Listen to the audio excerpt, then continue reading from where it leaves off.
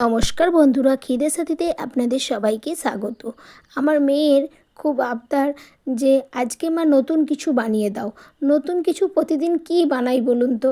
তার জন্য দেখুন আমি সমস্ত রকম সবজি কেটে নিয়েছি, তারপর কড়ায় তেল দিয়েছি, কাঁচা লঙ্কা ফোড়ন দিলাম, দেওয়ার পর পেঁয়াজ, টমেটো, ধনেপাতা, ক্যাপসিকাম ভালোভাবে ভেজে নিলাম নুন দিয়ে। তারপর ওপর থেকে গোলমরিচ, ভাজা মশলা দিয়ে একটু নাড়িয়ে চাড়িয়ে দেখুন সবজিটা যখন আমার সিদ্ধ হয়ে গেছে, ওপর থেকে সিদ্ধ করা আলুটা কোচানো সেটা দিয়ে দিলাম। দিয়ে এবার একটু টমেটো কেচাপ দিলাম, অল্প পরিমাণে দেবেন, তার কারণ বাচ্চারা টিফিনে খাবে তো অল্প পরিমাণ দিলেই ভালো হয়।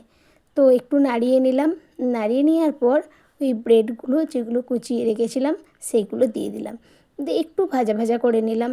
তা মেয়ের এতই আবদার যে করতে বাধ্য আমি। তো খেয়ে বলবেন, আপনারা এরকম নতুন কিছু ট্রাই করতেই পারেন। মেয়ে বলছে, মা কী বানিয়েছো গো, খেয়ে খুব ভালো লাগলো।